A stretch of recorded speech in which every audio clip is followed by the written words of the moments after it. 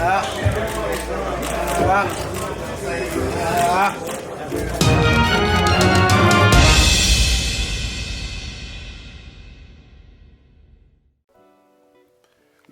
Tyson Fury says he's eyeing retirement. He says he has about 3 fights left. What up, Fight World? It's your boy Ego, and I'm back with some more boxing. Make sure you smash the like button. Also, subscribe to the channel for the latest and the greatest in boxing. If you want to become part of the gang, notification gang, please hit the bell icon. Shout out to the Super Chats, channel donations, the Venmo donations, and the Patreon family. We definitely working. Now, Tyson Fury has some very unexpected news. And he says he don't have that many fights left in his pro career. He did an interview with PA Sports. I have it written down. It says, I don't think I have many more fights. Maybe another 3 fights maximum. That's it. He says, I don't know what Klitschko's motivation was. I think I am coming to the tail end of my boxing career at the ripe old age of 31. It's a young man's game. I've had my time in the sun. A few more fights and I will relax on the beach somewhere. It's been hard training. Anyone who says it's not hard training needs to go down, have a little whirl, and come back and know how easy it is. Because he's at the WWE Performance Center. You know, the big companies, UFC, they got one for the UFC fighters. WWE has a training facility. He said, I'm not used to getting smashed onto the floor and suplex across the ring, 2 feet out of the ring. I'm not used to any of that. I don't get hit in my fights really, the odd occasion, so it's all new to me, taking blows and all that sort of stuff. Listen, new media. This is not a good look for Tyson Fury. He has avoided the Wilder rematch to pursue a money route, and he signed up with Bob Arum's Top Rank and ESPN. Obviously, he left the fight with on the table, you know, the immediate rematch to appease the fans, settle the score, show exactly what happened in that first fight, and, you know, get some corrective action and show that he's better. So he did that already. It's already said and done. He took tune-up style fights that he got criticism for, and one, he blew through the guy who no one's heard of, Tom Schwartz, and then the additional guy he struggled with. You know, he had a nasty cut, so he was battling a cut as well as a very good game plan for Otto Wallin. I don't think a lot of people give enough credit to Otto Wallin for the game plan him and his team had, exploiting the body, you know, sticking to the body. Tyson Fury has good upper body movement, and, you know, there's only one. He's moving around and all this. So instead of just targeting the head, kind of like what Wilder did in the first fight, in those rounds where he was missing, that's why he was, you know, head hunting. So eager to get the knockout in, you know, his first pay-per-view, you know, and he had just come off to this day. That was, you know, when that was the whole thing, that whole saying was originated. So he was just too eager. But Otto Wallin, he got Tyson Fury after Wilder, and Wilder, I think, inflicted some serious damage with those 2 knockdowns, especially the one in the 12th round. And ultimately, I told you guys, we don't really know how repaired Tyson Fury is until he meets a rival who, you know, who could really push him, or on paper who's supposed to at least be able to push him. Tom Schwartz wasn't that guy. Otto Wallin was a level above that, you know, and he came out with a good strategy, good game plan. The body is, especially Tyson Fury's body, is a big body. He's abused drugs, and, you know, that's when a dedicated body attack can come back to haunt you, if that makes any sense. Because, again, he's used to, you know, dodging shots and stuff, and you see him and his trainer, Ben Davison, they practice these types of things in drills and sparring. But that body is more of it's a constant, and it's going to be harder to move your body like you can move your head if you have good head movement, you know, good upper body movement like Canelo or Tyson Fury, or, you know, any of the greats, Floyd Mayweather, etc.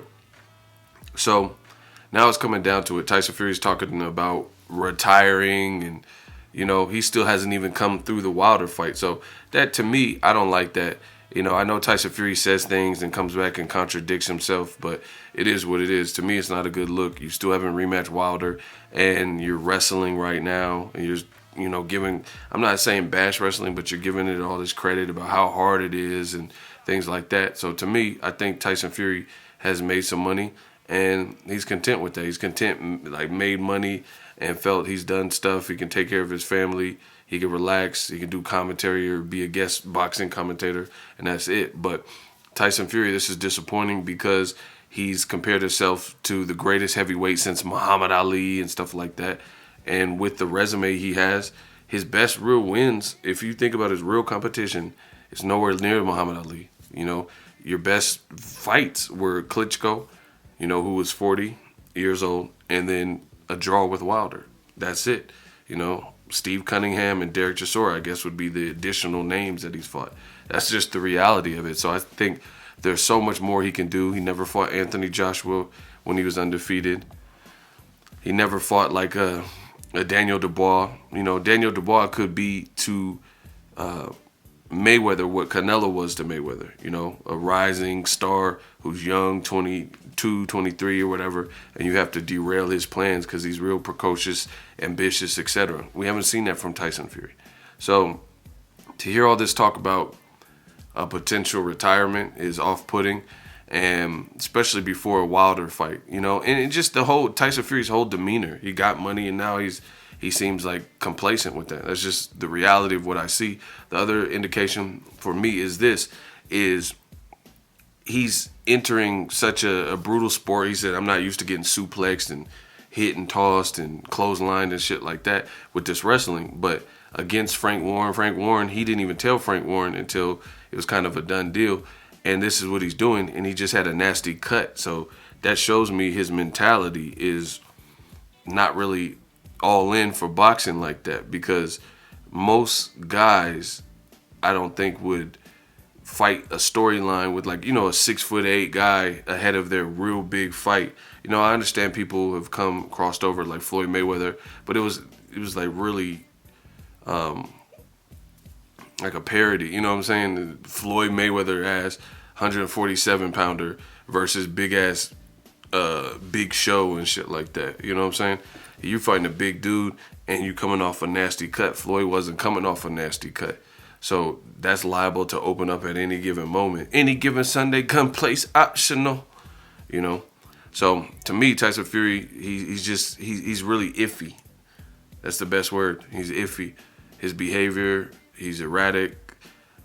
He says things, contradicts himself, and then now, it doesn't look like, I don't know if it's to build hype or whatever, but what he's been saying and his actions recently, to me, suggests that boxing, he's done what he's done in it, and, there's other things, and that's fine. Fighters get to a point where they feel like, I did what I did, I made some money in this game, and they don't have the hunger, and I suggest you get out the game if that's your motivation, because it's a young man's game, but you can still have success depending on your mindset. It's all about your mindset. Floyd Mayweather, Bernard Hopkins, they did a lot, and they beat younger guys. Kelly Pavlik for B-Hop and stuff like that. Tito Trinidad. Mayweather beat Canelo and Maidana, Victor Ortiz and stuff like that. So if your mind's not in it and you're preoccupied with, getting money and not training the same, or not going to follow a strict regimen diet, then yeah, this ain't the sport for you. So to me, Tyson Fury, again, behavior iffy, disappointing. He's saying he may end up retiring. And I think there's so much more he could do. I mean, like I said, he's never even fought Joshua, Dillian White. Those would be great fights, right? And we haven't even got to the Wilder fight. And I think this, if anything, if Wilder comes through the Luis Ortiz fight relatively unscathed, or reputation intact, I see the Tyson Fury fight ending horrifically, the rematch with Wilder ending horrifically. The best, the only thing that's going to change that for me is if Deontay the Bronze Bomber Wilder goes through hell and back and or obviously loses to Luis Ortiz. Then that could even the playing field. But if Wilder goes in there and smoke Luis Ortiz out and, make it look like a Bermain Stavern 2 job, and that's his confidence is going to be through the roof. And that's going to be a ton of problems for Tyson Fury. You have Wilder, immense puncher, confidence through the roof, still a champion, hasn't been cut in his last fight, hasn't had a tough fight with the auto-violent unknown guy. You know, even to a degree, if you think about it, even if Wilder has a tougher fight with Luis Ortiz, the thing is, people talk about Luis Ortiz's age, but everyone respects King Kong Ortiz's fight game. That's why other people ain't trying to fight him. Wilder's fighting him twice. Tyson Fury ain't even fought him once. You feel me?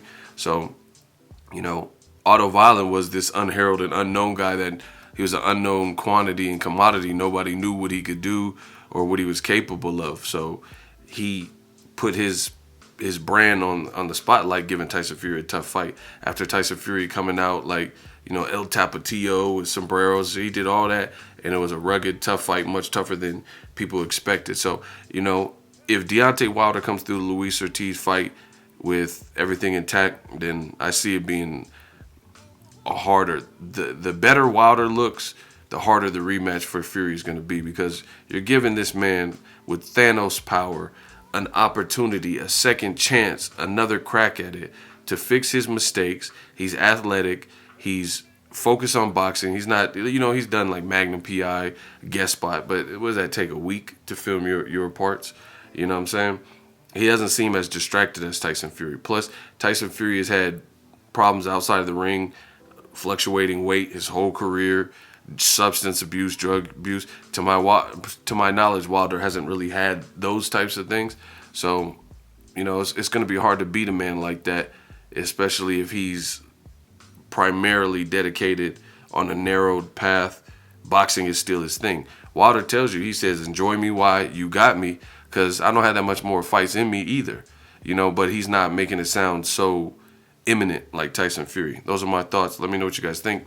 If you love what I'm doing, smash the like button, hit the donate button, subscribe to the channel. I'm out here in Reno for the Shakur Stevenson fight. Joet Gonzalez, a ton of boxing, Regis Prograis. Smash the like button. You know, I'm trying to get out and about for you guys. We working, you know. Shout out to Reno. Drop your thoughts on Tyson Fury possibly retiring within 3 fights. Let me know what you think of his overall resume. Like, look at his last 5 fights. He fought Klitschko, Francisco Pianeta, Safari, a draw with Wilder, Tom Schwartz, you know, Tom Schwartz and what are you doing? And Otto Violent. That's like literally his last 6 fights. Don't get mad. I'm only being real. We working. So if you enjoyed this video and want more content like this on the channel, you can show your appreciation by going to the PayPal donate button or the YouTube support button, and you can donate any amount that you feel is equivalent to the value of this video. Much more to come. Thank you guys for your support. Boxing Ego, the future of boxing.